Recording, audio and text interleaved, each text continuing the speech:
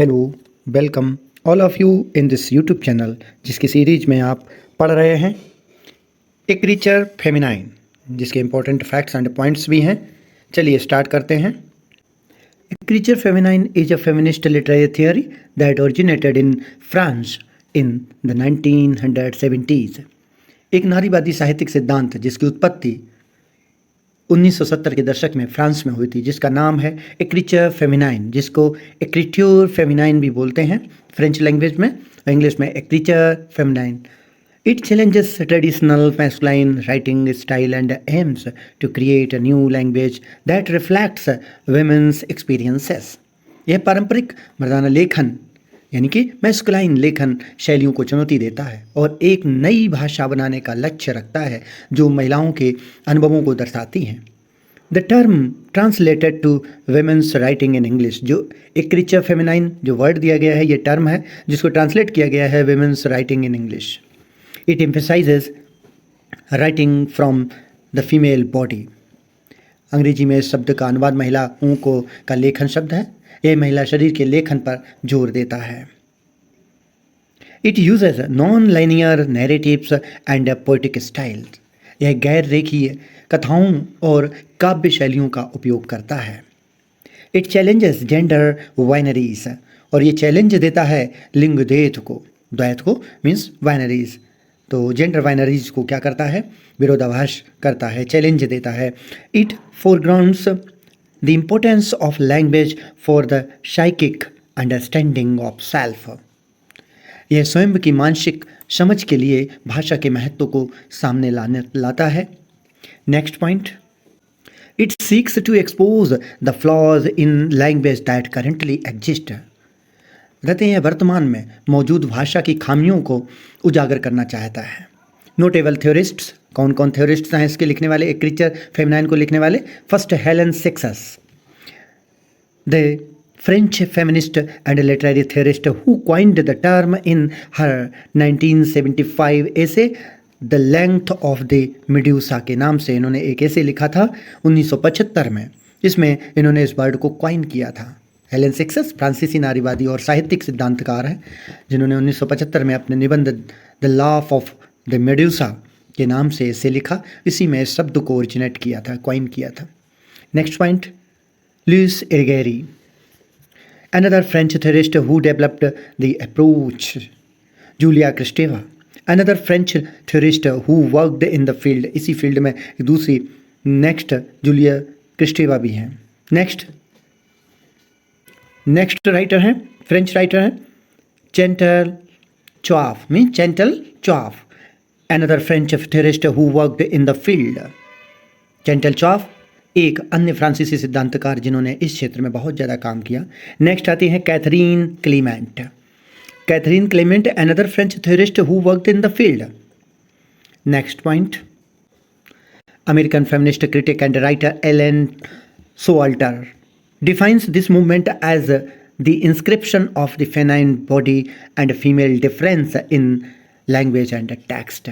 एक अमेरिकी नारीवादी आलोचक लेखिका एलेन सोवाल्टर इस आंदोलन को भाषा और पाठ में स्त्री शरीर और महिला अंतर का अंकन के रूप में परिभाषित करती हैं, जिनमें उन्होंने परिभाषित किया the inscription of the female body and female difference in language and text.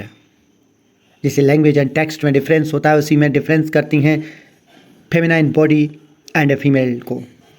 A creature feminine places experience before language and privileges non-linear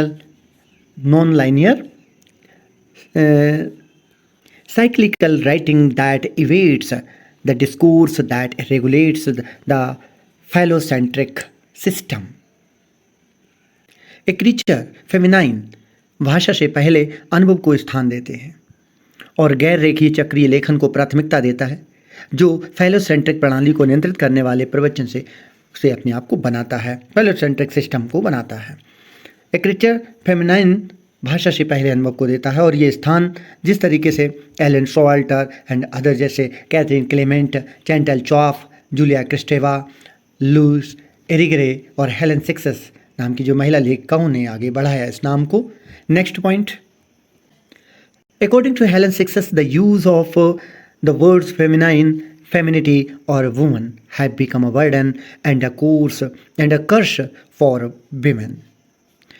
Helen Cixous के अनुसार फेमिनिटी, फेमिनिन, महिला शब्दों का उपयोग महिलाओं के लिए बोझ और अभिशाप बन गया था, कर्स बन गया था। These words have been violently forced on women because it is society which gives the gender specification. कहते हैं every human being is born bisexual, though gender identification might be present at birth. It is only when the children grow up they learn to identify themselves with the adult model of man or woman. उन्हें सिखा दिया जाता है adult age में कि वो man है और women. Next point, a creature feminine और femininity is defined by Helene Cixous के द्वारा डिफाइन किया गया in term of economy of production में और बॉडली इफेक्ट्स में। Gender is not determinedly anatomy not by the roles played by man or a woman by the society. According to Success, the new woman should create a world for themselves outside their patriarchal confinements. It is dangerous for a woman to be classified, diagnosed and confined within the rules and regulations set by men for them. उनके लिए जो मनुष्य के द्वारा यानी पुरुष के द्वारा जो रेगुलेशंस और रूल निर्धारित किए जाए उनको मानना पड़ता है। Women need space to move freely to fulfill their needs, desires and aspirations. Women are beginning to defy and refuse to be duped and domesticated. बताते हैं सिक्सेस के अनुसार नई महिला को अपने पितृसत्तात्मक बंधनों से बाहर करने के लिए एक दुनिया बनाती है। एक महिला के लिए पुरुषों द्वारा उनके लिए निर्धारित नियमों और विनियमों के भीतर वर्गीकृत निदान और सीमित होना खतरनाक है। महिलाओं को अपनी ज़रूरतों, इच्छाओं और आकांक्षाओं को पूरा करने के लिए स्वतंत्र रूप से घूमने फिरने के लिए जगह की ज़रूरत होती है। महिलाएं अवज्ञा करने लगी हैं और धोखा दिए जाने पर पालतू बनाए जाने के लिए इनकार भी करने लगी हैं। डोमेस्टिकेटेड होने से डिप्यूट करने लगी अपने आप को। Next point, however they do not act on an egoistic impulse or try to strengthen their narcissism or to verify the weakness of men. हालांकि वे अहंकारी आवेग पर काम नहीं करती, यह अपनी संकीर्णता को मजबूत करने या पुरुषों की कमजोरी को सत्यापित करने की कोशिश नहीं करती। She seeks to live in harmony with mutual respect and understanding. Her mission is not to achieve but to maintain self-respect, equality and liberty. वह अपनी सम्मान और समझ के साथ सद्भाव में रहना चाहती। उसका मिशन हासिल करना नहीं बल्कि आत्मसम्मान, समानता और स्वतंत्रता को बनाए रखना चाहती हैं। यही ए क्रीचर फेमिनाइन है। यह वीडियो कैसी लगी कृपया लाइक करें, शेयर करें, सब्सक्राइब करें। मिलते हैं नेक्स्ट वीडियो के साथ, तब तक के लिए धन्यवाद।